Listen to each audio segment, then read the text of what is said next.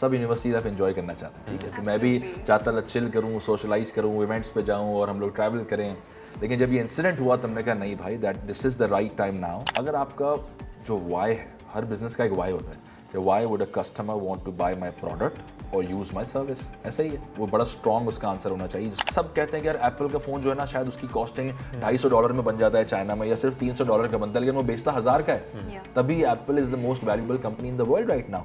तो वो as a marketer आपकी जीत तब है जब आप कस्टमर से प्रीमियम चार्ज कर सके अपने ब्रांड का, अपनी प्रोडक्ट का, अपनी सर्विस का। तमाम दुकानें जो आप आज मोबाइल की देखते हैं, उन पे किसकी बोर्ड लगे हुए होते हैं? मोबाइल ब्रांड्स के। ऐसे ही Samsung, Oppo, Vivo, all these brands install their signage free of cost.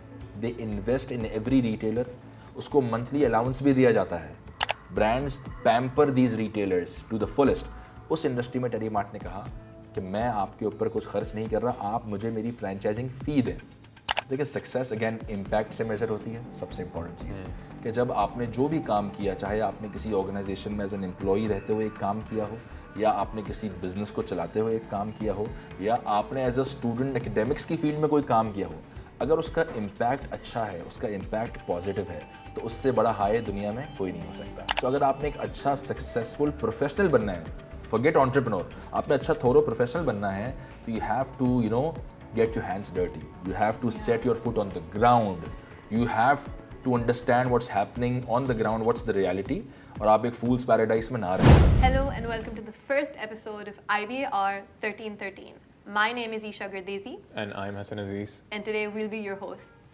This is a project by CED aimed at being your entrepreneurial gateway to success. And आज जो हमारे guest हैं, he's none other than Mr. Hamza Abdul Rauf, who's an alumni of IBA, who started his journey when he was a sophomore at IBA. So let's get to it, the podcast. Assalamu alaikum, sir. How are you? Walaikum salam. I'm doing great. How are you guys doing? We're doing Very good. Very good. How was it walking back into IBA because you're an alumni? It's always great coming back, to your second home, as we say. IBA has played an instrumental role in my journey, both, professionally and personally as well. So it's always great when I hear back from IBA, and thank you for having me here today. We're also glad to have you. Yeah. So starting off, could you share a little bit of your story of how Telemart came about to be and just your general inspiration? So there's a lot of context to why Telemart, was founded and why it was established. मेरे जो father हैं, he obviously his story is more interesting and he is literally, he exemplifies the story that we listen के rags to riches वाला concept. तो उन्होंने बड़े एक humble beginning से start किया और वहाँ पे उन्होंने पहले एक professional journey देखी as an employee. Then he went on to pursue his entrepreneurial journey, and उसके बाद उन्होंने एक कंपनी बनाई, जो कंपनी पाकिस्तान की सबसे बड़ी मोबाइल फ़ोन की डिस्ट्रीब्यूशन कंपनी बनी। उसके बाद वो कंपनी जब अपने उरूज पर थी, अपने पीक के ऊपर थी, तब वो कंपनी जो है वो एक हॉस्टाइल टेक ओवर का या एक पार्टनर डिस्प्यूट का निशाना बनी। और उससे पहले ऑब्वियसली हमें इतना ज़्यादा टेंशन नहीं थी, कहते हैं ना born with the golden spoon of the sort, उस तरह का था कि सब चीज़ें परफेक्ट चल रही हैं, पढ़ाई कंप्लीट करेंगे, IBA से डिग्री करेंगे, एक आध साल किसी फैंसी मल्टीनेशनल में जॉब करेंगे, थोड़ा एक्सपीरियंस लेंगे, एंड देन हम फादर के बिज़नेस को ज्वाइन करेंगे पहले दिन से, और वो एक स्टैब्लिश बिजनेस हमें मिलेगा। लेकिन जब ये इंसिडेंट हुआ तो एक बड़ा स्ट्रॉन्ग रियलिटी चेक मिला 2012 के अंदर, और उस वक्त समझ आया कि थिंग्स वर्क अ सर्टेन वे, और आप हर चीज़ को एक्सपेक्ट नहीं कर सकते हैं। तो वो जब इंसिडेंट हुआ उसके बाद जो है वो हम फिर घर में बैठे कि अब क्या किया जाए। कोई एक्सपीरियंस नहीं था, I was in my I think sophomore year, कोई इंटर्नशिप नहीं थी, कोई प्रोफेशनल एक्सपीरियंस नहीं था।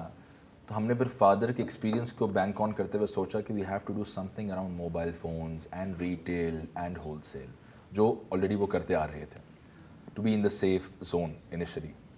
तो उस वक्त फिर हमने कहा कि यार क्या करा जाए, इस स्पेस में तो बड़ा बोरिंग बिजनेस है, या रिटेल करना, या सिर्फ होलसेल करना, ट्रेडिंग करना। तो हमने उस वक्त कहा कुछ नया एक्सप्लोर करके देखते हैं इसी के अराउंड, सो दैट हमारी जो स्ट्रेंथ है, एक्सपर्टीज़ है फादर की, वो भी यूटिलाइज हो सके, उसके एडवांटेज मिल सके, और एट द सेम टाइम हम कुछ नया या कुछ एक्सपेरिमेंटल चीज़ें भी कर रहे हैं। साल कौन सा था? ये 2012 की बात है, एंड ऑफ 2012 एंड अर्ली 2013। तो उस वक्त हमने कहा यार ई कॉमर्स बड़ी इंटरेस्टिंग कैटेगरी थी, और पाकिस्तान में उस वक्त बिल्कुल नई थी, और इंडिया को हमने एज ए रेफरेंस मार्केट उस वक्त देखा था, because people belonging from the subcontinent behave in a certain way, right. So उनकी साइकोग्राफिक्स, डेमोग्राफिक्स बड़े सिमिलर होते हैं, स्केप्टिकल बहुत ज़्यादा होते हैं सब कॉन्टिनेंट के लोग, वो बहुत ज़्यादा अडॉप्टिव नहीं होते नई टेक्नोलॉजीज़ को लेकर। तो हमने इंडिया जब देखा ई कॉमर्स के अंदर, तो वहाँ पे ऑलरेडी अमेज़ॉन, फ्लिपकार्ट, अमेज़ॉन आ चुका था, फ्लिपकार्ट बहुत अच्छा कर रहा था, और वो बहुत ज़बरदस्त नंबर्स कर रहे थे। तो हमने कहा अगर इंडिया में इतना ज़बरदस्त तरीके से एक्सेप्ट हो रहा है ई कॉमर्स, इसका मतलब है इवेंचुअली पाकिस्तान में भी उसकी एक्सेप्टेंस आएगी। So that is how we drew our inspiration to start an e-commerce venture around that business model। और फिर हमने कहा चले हम एक बिजनेस बनाते हैं जिसमें ई-कॉमर्स को हम साथ रख रहे हैं as a secondary business model. Okay. चल गया तो चांद तक वरना शाम तक, वो वाला मॉडल। क्योंकि उस वक्त एक और जो चैलेंज था ना पाकिस्तान में कि ई-कॉमर्स इंडस्ट्री की कोई रिसोर्सेज भी नहीं थी, यस बिल्कुल। क्योंकि नया नया और इंडस्ट्री काफ़ी थी, जगह नई नई इंटरनेट कैटेगरी थी, एक्सेप्टेंस इतनी ज़्यादा नहीं थी, ट्रस्ट 4G वगैरह भी शायद उस वक्त नहीं था या Yes. नया नया आया था। 3G तो नया था, I बिल्कुल। 3G, हाँ। तो हमने कहा कि यार उस वक्त जो कुछ सीखना है वो खुद ही सीखना पड़ेगा, उसके लिए कोई मेंटोर्स या कोई एडवाइजर्स या कोई ऐसी केस स्टडीज पाकिस्तान में थी ही नहीं। तो हमने कहा उसको स्टार्ट करके देखते हैं, चल गया तो ठीक है। और हमने कहा हमारा प्राइमरी बिजनेस मॉडल वही होगा कि हम होलसेल अभी स्टार्ट करते हैं मोबाइल फ़ोन्स की और उसके ऊपर वारंटी देते हैं। तो that is how Telemart initially started off and that is the back story कि आई वाज लिटरली कहते हैं ना I was forced into entrepreneurship. Yeah. So it's easy for me to brag and boast about being very philosophical and very genius at that age। और मैंने सोचा कि मुझे एक बिजनेस करना चाहिए यूनिवर्सिटी लाइफ। सब यूनिवर्सिटी लाइफ एंजॉय करना चाहते हैं, ठीक है। तो मैं भी Absolutely. चाहता था चिल करूँ, सोशलाइज करूँ, इवेंट्स पे जाऊँ और हम लोग ट्रैवल करें। लेकिन जब ये इंसिडेंट हुआ तो हमने कहा नहीं भाई, that this is the right time now कि मेरे फादर ने अपनी पूरी ज़िंदगी लगा के अपने ब्लड स्वेट एंड टीयर्स लगा के एक कंपनी बनाई, उसको स्क्रैच से ले जाकर इतना बड़े लेवल पे लेकर गए। And now is the right time कि मैं और जो मेरे बड़ा भाई है हम लोग उनके शोल्डर बने और हम उनको सपोर्ट करें। And that is when he needed it the most. तो वो एक चॉइस थी जो बड़ी हमने कॉन्शियसली ली and now we are in hindsight we are proud of that choice that we so made. The whole family was involved in this yes. Startup. That's brilliant. So जब आप यंग थे, सो आपके अंदर एंटरप्रेन्योरशिप ड्राइव थी बचपन से या develop letter? देखें उस एज के अंदर आपको काफ़ी चीज़ें रियलाइज़ नहीं होती हैं जब आप इतने छोटे होते हैं कि मेरे अंदर कौन कौन सी ड्राइव्स हैं, स्किल सेट्स हैं या क्या मैं करना चाहता हूँ। It's completely okay to be like that Yeah. And you discover a lot of things along the way. तो सिमिलरली एंटरप्रेन्योरशिप की कोई ड्राइव या कोई ऐसी चीज़ मुझे कोई रियलाइजेशन नहीं हुई थी। And I obviously came into entrepreneurship due to certain circumstances that were part of my life at that time. तो उस वक्त तो देखें एंटरप्रेन्योरशिप इतना फैंसी भी नहीं थी जितना आज है 2012 में। आज तो आपको पता है मैगजीन से कवर्स पे भी एंटरप्रेन्योर्स आते हैं, वीसी फंड्स और इसने इतना राउंड रेस किया, इसने राउंड रेस Seed किया। funding. हर किसी को अब Forbes. स्टार्टअप सीईओ बनने का शौक है, Yeah. जो कि अच्छी बात है, अच्छा ट्रेंड है। लेकिन उस वक्त वो ट्रेंड भी नहीं था कि उसकी वजह से हम जो है वो उसकी तरफ ड्रॉ होके जाते। और उस वक्त तो एक बड़ी डिफिकल्ट चॉइस थी कि यार इस बिजनेस में अब जाना है, उसको बनाना है, स्क्रैच से करना है। उसमें यूनिवर्सिटी लाइफ भी कॉम्प्रोमाइज़ होगी, स्टडीज़ भी कॉम्प्रोमाइज़ होंगी, सोशल सर्कल भी कॉम्प्रोमाइज़ होगा। पाकिस्तान जैसी इन्वायरमेंट में बिजनेस स्टार्ट करना और चलाने से स्ट्रेस भी आता है, आपकी Yes. मेंटल हेल्थ के ऊपर भी इफेक्ट आएगा। तो उस वक्त ये वाला एंगल तो बिल्कुल भी नहीं था कि बहुत मशहूर हो जाएंगे या पॉपुलैरिटी या सीईओ के टाइटल को चेस करना है। तो उस वक्त वो एक सर्कमस्टांशियल चीज़ थी जिसकी वजह से हमने कहा कि now is the right time to step in and support our father in establishing a new business and giving all that it takes for this particular entrepreneurial venture. So what were the challenges you would list down or would say journally कि आपने जो आपने face किए like while starting at such a young age? देखिए उसमें सबसे बड़ा challenge तो मैंने आपको जिस तरह मैं आपको बताता हूँ कि आज के दौर में जितना आसानी से मेंटोरशिप मिल जाती है, जी। आज के दौर में इंक्यूबेशन सेंटर्स बहुत ज़्यादा हैं। आपको हर जगह पर एक उस time पे इंक्यूबेशन तो सेंटर पाकिस्तान मिल में रहा concept ही है। नहीं था। आपको स्टार्टअप एडवाइजर्स बहुत मिलते हैं, स्टार्टअप्स की कॉन्फ्रेंसेस बहुत होती हैं और हर अलग अलग इंडस्ट्रीज़ के अलग अलग इवेंट्स हो रहे होते हैं। तो फिनटेक कम्युनिटी के अलग इवेंट्स हैं, ई कॉमर्स इंडस्ट्री के इवेंट्स हैं। So there are so much opportunities right now for all the aspiring entrepreneurs to learn from the veterans, they learn from the leaders in their particular fields. तो वो एक चीज़ थी जो उस वक्त बिल्कुल भी नहीं थी 2012 में, और especially for a category like e-commerce, which itself was in its infancy stages at the time. There were not many people experienced in that particular category. तो उस वक्त तो हमारा हाथ पकड़ के चलने के सिखाने वाला कोई था नहीं। ऑब्वियसली बहुत ज़्यादा हमें स्ट्रॉन्ग सपोर्ट मेरे फादर से मुझे मिला क्योंकि उनका एक बड़ा ज़बरदस्त बैंक ऑफ एक्सपीरियंस था जिससे हमने सीखा। लेकिन ई कॉमर्स स्पेसिफिकली हमें बहुत ज़्यादा एडवाइस या मेंटोरशिप नहीं मिल पाई। एक तो उस वक्त ई कॉमर्स इंडस्ट्री के इतने लोग नहीं थे, दूसरा ये मेंटोरशिप वाला, स्टार्टअप वाला, इवेंट्स और कम्युनिटी वाला कल्चर नहीं था, इंक्यूबेशन सेंटर्स नहीं थे, जिसकी वजह से जो कुछ सीखा वो सब कुछ खुद गिर कर सीखा, which is again not the smart way of learning things. So if you have mentors available, if you have people who are credible, जिनको आप ट्रस्ट कर सकते हैं, तो उससे आपकी जर्नी बहुत ज़्यादा आसान हो जाती है। And which is why it's one of the reasons जिसकी वजह से मैं बहुत ज़्यादा कोशिश करता हूँ कि मैं इदारों में जाऊँ, यूनिवर्सिटीज़ में जाऊँ, स्टूडेंट्स से इंटरेक्ट करूँ और वो चीज़ गिव बैक करूँ जो मेरे टाइम पर नहीं थी या जिसकी कमी थी और जिसके लिए मैंने सफ़र किया, और वो उनको उन चीज़ों से बचाया जा सके, उनको अपने एक्सपीरियंसेस शेयर करके उनको एक हेड स्टार्ट दिया जा सके for their particular business ventures. That's amazing. Okay, so जो टेलीमार्ट की इंसेप्शन थी और अब जहाँ पर है, how do you feel the vision has changed or morphed? बिल्कुल, तो इसमें बड़ी इंपॉर्टेंट बात यह है कि because at the time of Telemart जब वो स्टार्ट हुआ था, मैं उस वक्त 20 साल का था हार्डली। तो आपको ये जहन में रखना है कि 20 साल के बच्चे की सोच जो है वो बहुत ज़्यादा मेच्योर कभी भी नहीं हो सकती है। Yes. तो it's completely okay to accept your failures, it's completely okay to say कि उस वक्त मैंने ये चीज़ की थी वो गलत की थी। It's completely okay to own your failures and own the wrong decisions that you took along the way, but the best part is कि वही चीज़ आपकी जर्नी को शेप अप करती है। तो आप जब तक फेल नहीं करेंगे, बड़ी क्लीशे इट में साउंड, लेकिन जब तक आप फेल नहीं करेंगे तब तक आप सीखेंगे नहीं, और जब तक आप सीखेंगे नहीं आपका एक्सपीरियंस डेवलप नहीं होगा और आपकी डिसीजन मेकिंग या स्ट्रैटेजी की एबिलिटी उतना स्ट्रांग नहीं हो पाती है। तो उस वक्त जब हमने टेली मार्ट स्टार्ट किया था तो विजन ये था कि यार अमेज़ॉन बनना है या अली बाबा बनना है, कि we want to be known to buy anything, कि हर कैटेगरी कुछ भी ख़रीदना है आप टेली मार्ट का सोचें। तो पहले ये गोल था क्या सब बेचना है, हर चीज़ बेचनी है और अमेज़ॉन बनना है पाकिस्तान का। फिर अलॉन्ग द वे हम जब कुछ अच्छे मेंटोर्स से मिले, कुछ खुद भी सीखे, कुछ गिरे, कुछ मार्केट को अंडरस्टैंड किया, तब समझ आया कि फ़ोकस की एक बहुत बड़ी वैल्यू होती है। तो जो हम कहते हैं ना कि jack of all trades is master of none. तो जैक ऑफ ऑल ट्रेड्स बनने के चक्कर में हम थे कि हम सब करेंगे और हर कैटेगरी बेचेंगे और ये भी करेंगे और वो भी करेंगे, और फिर समझ आया कि यार फोकस की बहुत इंपॉर्टेंट वैल्यू है, जिसकी एग्जांपल मैं हमेशा इस तरह देता हूँ कि स्पोर्ट एथलीट्स के लिए, जो स्पोर्ट्स के एथलीट्स हैं उनके लिए जो सबसे प्रीमियर कंपटीशन होता है जहाँ पे बेस्ट ऑफ द बेस्ट लोग अपनी कंट्रीज़ को रिप्रेजेंट करते हैं, वो ओलंपिक्स होता है। ऐसा ही है, और वहाँ पे वही लोग पहुँचते हैं जो अपनी कैटेगरी में बेस्ट ऑफ द बेस्ट है। सही है, टॉप 1%। ओलंपिक्स में आपने कितने ऐसे एथलीट्स देखे हैं जो मल्टीपल कैटेगरीज में कम्पीट कर रहे हैं, कि वो स्विमिंग में भी कम्पीट कर रहा है और वो स्क्वॉश में भी कम्पीट कर रहा है और वो जो है वो 100 मीटर रेस के अंदर भी कम्पीट कर रहा है। वो क्यों नहीं आपको दिखते? क्योंकि वो फोकस करते हैं स्टार्ट से Yes. कि मैंने अगर इस कैटेगरी में रिप्रेजेंट करना है तो मुझे अपनी डाइट भी इस कैटेगरी के हिसाब से बनानी है, स्पोर्ट के हिसाब से, अपना वर्क एथिक, अपनी ट्रेनिंग, अपनी हर चीज़, अपनी स्लीप का स्केजुअल, हर चीज़ मुझे उस हिसाब से बनना है, तभी मैं उस कैटेगरी में बेस्ट ऑफ द बेस्ट जा सकता हूँ। तो सिमिलरली हमारे केस में भी ये था कि हमने वो फोकस आइडेंटिफाई किया, and now along the way, start में सब बेचना था, सब बनना था, and now Telemart, how we define Telemart is, the vision is कि Telemart is an omnichannel ecommerce marketplace with a focus on electronics. Okay. तो omnichannel, obviously जिन लोगों को नहीं पता, omni channel का मतलब ये है कि Telemart is not only an e commerce company which is available online, but we also have 30 offline stores across 22 cities of Pakistan, जिसकी वजह से हम ओमनी चैनल, हम एक से ज़्यादा चैनल पे अवेलेबल है। तो वो भी हमने अलॉन्ग द वे चीज़ें सीखी, समझी एंड इवॉल्व किया।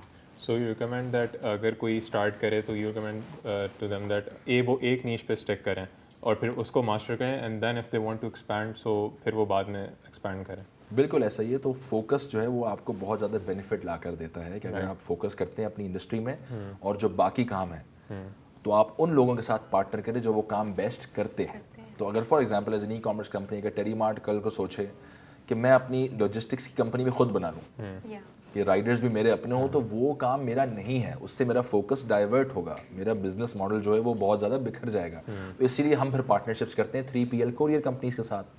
इसी तरह से आप किसी भी बिजनेस में हैं तो आपको पता होना चाहिए what is it that you guys do best and focus on that, And बाकी उसमें चीज़ें इवॉल्व करें, outsource उसमें करना लर्न करें, और जो चीज़ें आपका फोकस नहीं है, आपकी कोर कॉम्पिटेंस नहीं है, Yes. उसके लिए आप ऐसे पार्टनर्स ढूंढे जिनका दिन रात का काम वही है। Yes. क्योंकि जब वो आपके बिजनेस मॉडल में कंट्रीब्यूट करेंगे उस पर्टिकुलर डोमेन के अंदर, तो जो रिजल्ट्स वो लोग दे सकते हैं वो रिजल्ट्स आप खुद से जनरेट नहीं कर सकते डे वन पे। तो हर चीज़ की एक कॉस्ट है, लर्निंग की भी एक कॉस्ट है। जी। तो अगर आप कोई काम खुद करना चाहते हैं जो आपकी कोर कॉम्पिटेंस नहीं है, सो यू लूज टाइम, आप उसको सीखने में नुकसान भी करेंगे, आपका टाइम भी ज़ाया होगा, और आप जब तक सीख के खड़े होंगे तब तक बाकी लोग आपसे बहुत ज़्यादा आगे जा चुकेंगे। तो it's always good and it's always smart when you partner up with the right people for the right job. And how do you navigate competition in the retail and e-commerce sector? And like अगर आप दूसरे business से आप cooperate करते हैं तो ये आपकी बिजनेस स्ट्रेटजी में किस तरह हेल्प करता है? देखें, जो एक चीज़ मैंने बड़ी सीखी अलॉन्ग द वे वो ये थी कि अगर आपका बिजनेस मॉडल, जो भी आपका बिजनेस है, चाहे वो सर्विस बेस्ड हो, प्रोडक्ट बेस्ड हो, आप कुछ बेच रहे हैं, चाहे वो प्रोडक्ट हो या सर्विस हो, अगर आपका जो वाई है, हर बिजनेस का एक वाई होता है कि why would a customer want to buy my product और यूज़ माय सर्विस, ऐसा ही है, वो बड़ा स्ट्रॉन्ग उसका आंसर होना चाहिए, जिसको हम मार्केटिंग की ज़बान में कहते हैं कंपेटिटिव एडवांटेज। कि आपके बिजनेस का कंपेटिटिव एडवांटेज क्या है, यूएसपी क्या है। तो वो कंपेटिटिव एडवांटेज या यूएसपी या वाई अगर आपके बिजनेस का ये है ना कि आप कह रहे हैं मुझसे लोग इसलिए खरीदेंगे क्योंकि मैं सबसे सस्ता होऊंगा, या मेरी प्राइस बहुत ज़्यादा अफोर्डेबल होगी, and price will be my main competitive advantage, तो आप उसी दिन उस आइडिया को बंद करके कुछ और सोचें। क्योंकि that's not a sustainable competitive advantage. Yes. Yeah. आज आप सस्ता प्रोडक्ट बेच रहे हैं, कल आपसे सस्ता कोई और बेच Makes देगा। sense. उसका सेकंड डिसएडवांटेज है वो ये है कि अगर आप प्राइस पे फोकस करते हैं ना बहुत ज़्यादा, तो आप कस्टमर्स को ब्रांड लॉयल नहीं बना रहे, प्राइस लॉयल बना रहे। प्राइस लॉयल बना रहे। तो the day someone else offers them a better price, they will not shy away from moving your brand. So you mean that whenever someone starts something, they have to be unique, ताकि जो customers हैं वो उस जो चीज़ है, जो uniqueness है, उसको stick करें instead of the price. बिल्कुल, तो प्राइस नहीं होना चाहिए उसका जवाब। आपने उसके अलावा डिफरेंट स्ट्रैटेजीज देखनी है कि यार मैं और किस तरीके से डिफरेंशिएट कर सकता हूँ। इनफैक्ट एक मार्केटर या एंटरप्रेन्योर को सराहा तब जाता है, उसको कमेंट तब किया जाता है जब वो अपनी प्रोडक्ट के लिए प्रीमियम चार्ज कर सके। तो एप्पल प्राइम एग्जांपल है, सही है। सब कहते हैं कि यार एप्पल का फ़ोन जो है ना, शायद उसकी कॉस्टिंग $250 में बन जाता है चाइना में, या सिर्फ $300 का बनता है, लेकिन वो बेचता 1000 का है। Yeah. तभी Apple is the most valuable company in the world right now. तो वो एज अ मार्केटर आपकी जीत तब है जब आप कस्टमर से प्रीमियम चार्ज कर सके अपने ब्रांड का, अपनी प्रोडक्ट का, अपनी सर्विस का। सस्ता तो हर कोई बेच सकता है। आज कोई प्रोडक्ट मैं आपको दूं या मैं खुद लेकर बाजार में चला जाऊं और उसकी प्राइस बहुत सस्ती है, तो वो बेचना कमाल नहीं है। तो आपका जो सवाल था कि टेरी मार्ट ने कैसे डिफरेंशिएट किया कंपटीशन से, तो टेरी मार्ट ने भी स्टार्ट में ये गलती की कि हम सबसे सस्ते होंगे, सबसे सस्ते, प्राइस इफेक्टिव। लेकिन along the way we realised कि यार प्राइस तो लोग अपनी जेब से नुकसान करके भी आजकल डिस्काउंट दे रहे हैं। आपने बहुत सारी एग्जाम्पल स्टार्टअप वर्ल्ड के अंदर देखी कि वो अपनी जेब से डिस्काउंट्स को फंड कर रहे थे, पैसे बर्न कर रहे थे ताकि मार्केट में इन्फिल्ट्रेट कर बिल्कुल। They had deep pockets, they had millions of dollars in Yeah. Investments from VC funds. Yeah. तो वो तो आपसे सस्ता दे देंगे कस्टमर्स को और सारे कस्टमर आपके ले जाएंगे।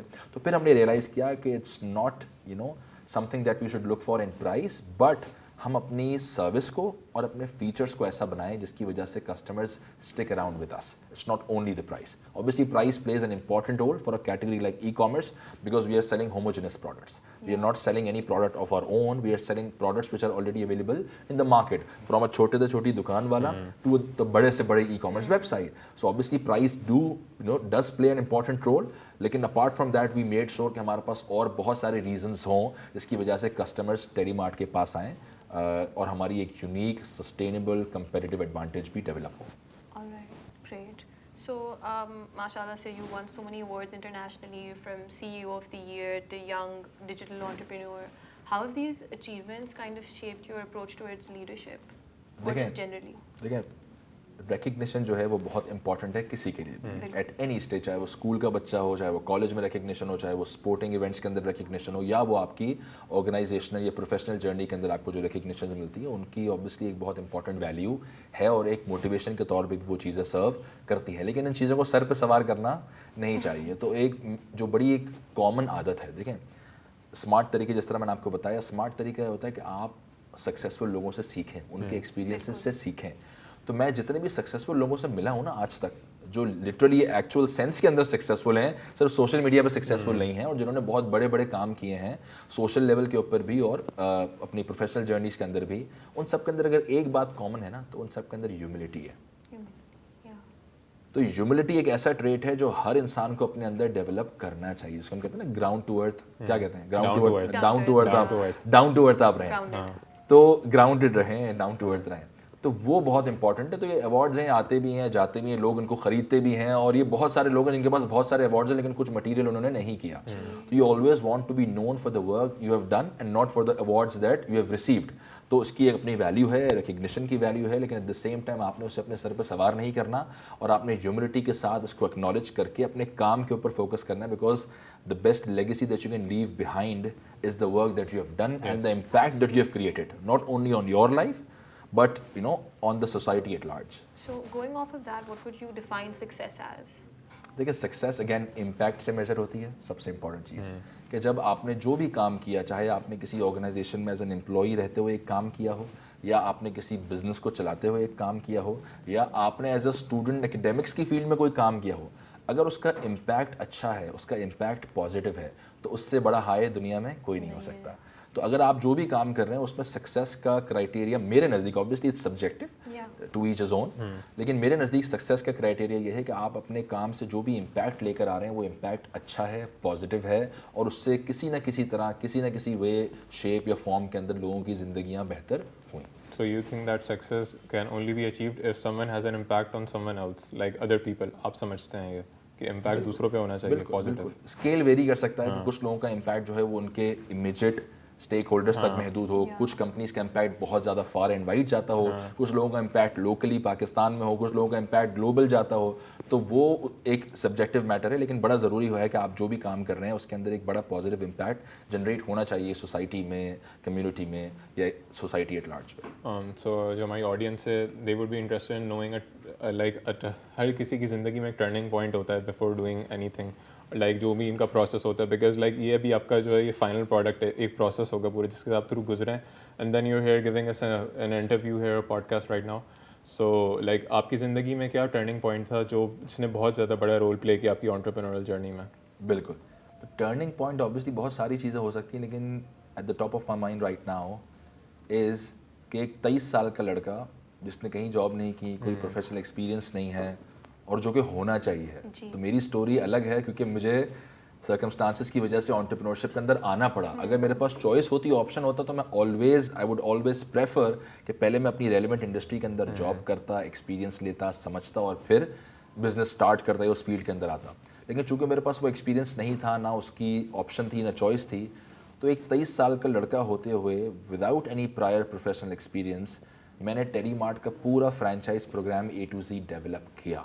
But you had your father also with you. बिल्कुल, तो my father was there in the guiding role, लेकिन उससे पहले ऐसा कोई फ्रेंचाइज प्रोग्राम बना ही नहीं था, so we had no use cases to look at.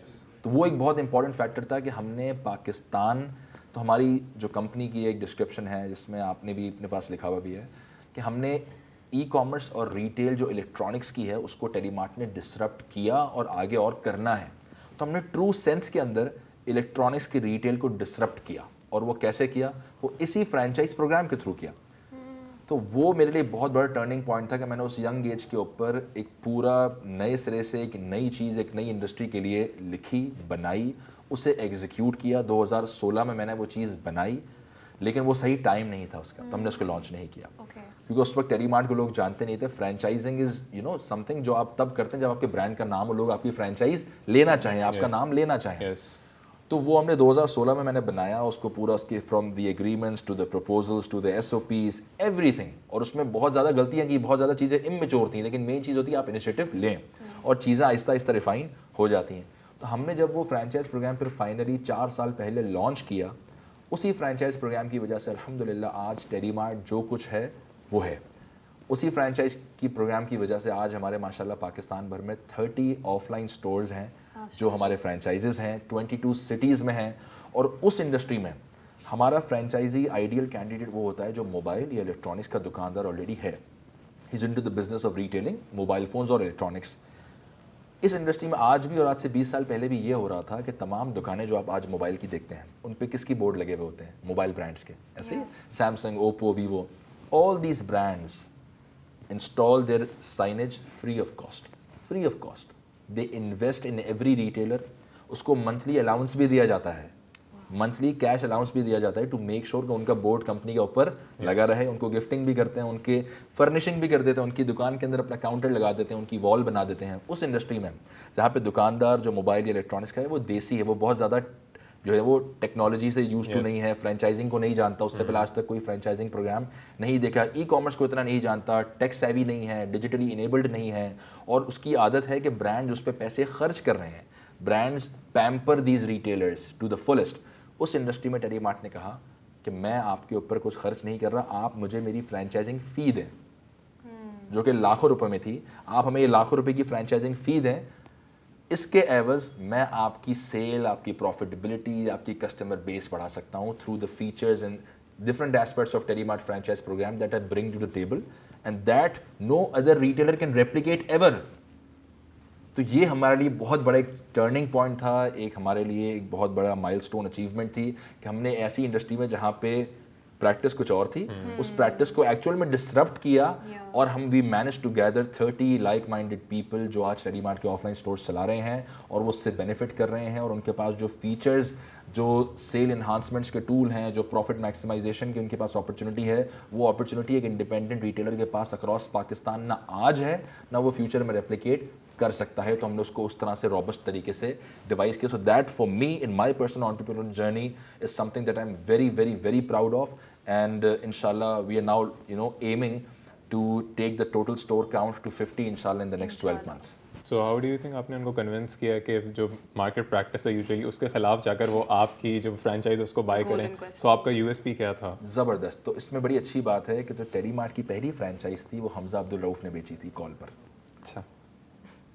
तो जो लोग कहते हैं ना कि यार आप फैंसी ऑफिस में बैठे रहें और अजम्पशंस की बेसिस पे बिजनेस चलाते रहें, सो अगर आपने एक अच्छा सक्सेसफुल प्रोफेशनल बनना है, फॉरगेट एंटरप्रेन्योर, आपने अच्छा थोरो प्रोफेशनल बनना है, तो you have to get your hands dirty, you have to set your foot on the ground, you have to understand what's happening on the ground, what's the reality, और आप एक फूल्स paradise में ना रहें।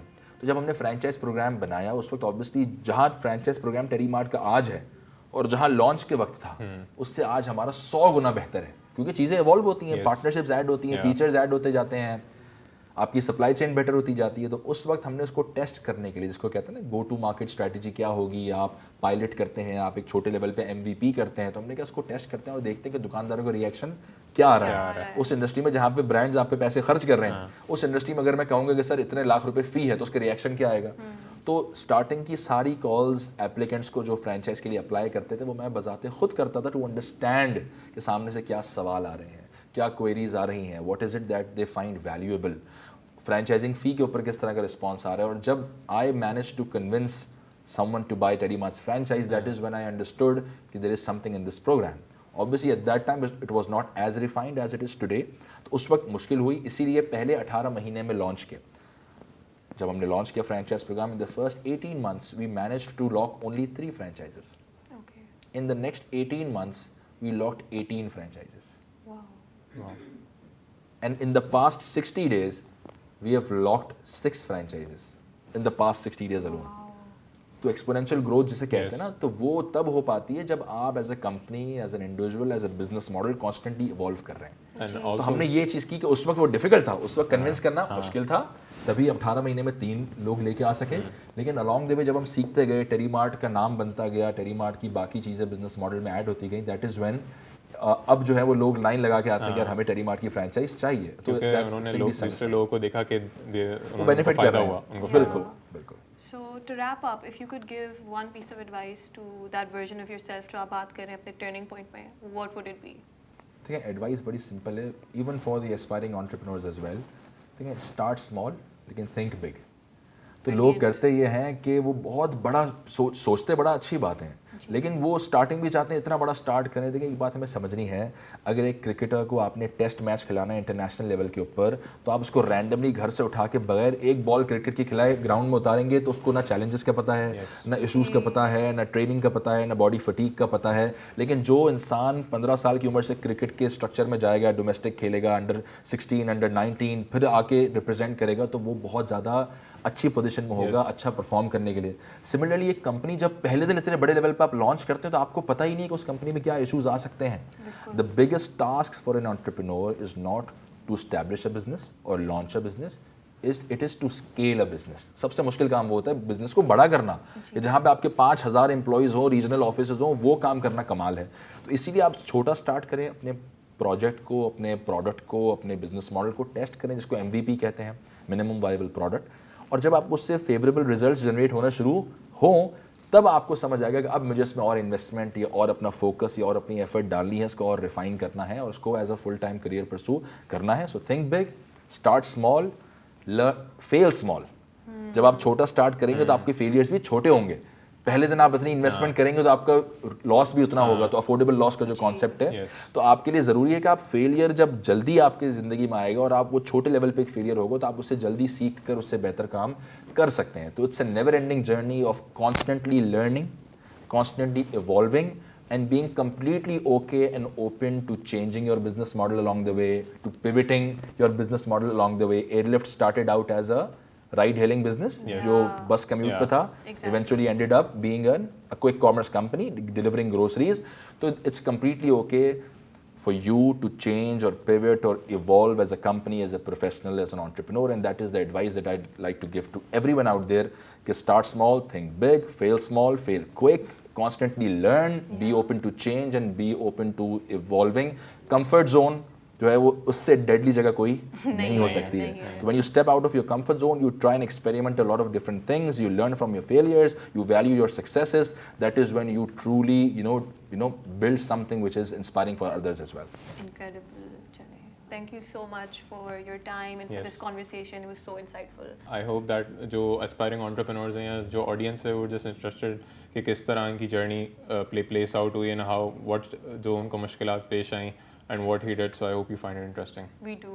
And we hope you'll tune in next time for our next episode. Yeah. Thank you, everybody.